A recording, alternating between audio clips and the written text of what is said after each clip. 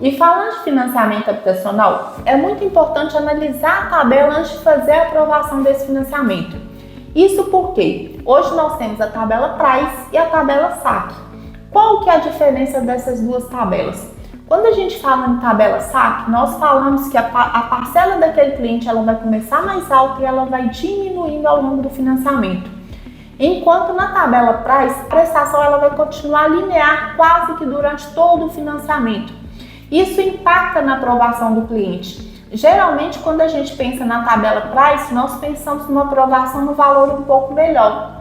Por que um valor um pouco melhor?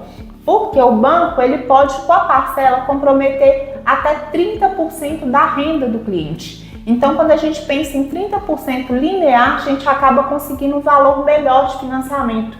Enquanto na tabela SAC, quando eu penso em 30%, eu vou começar com ela maior e ela vai diminuindo. Então, a tendência é o financiamento ficar menor. E no frigir dos ovos, no final do financiamento, o cliente pagar quase que a mesma coisa, tanto na tabela Price quanto na tabela SAC. Então, muito importante o profissional também fazer essa avaliação junto ao cliente. Por quê? Porque quando a gente pensa em financiamento, toda vez que o cliente amortizar, ele vai conseguir condições melhores.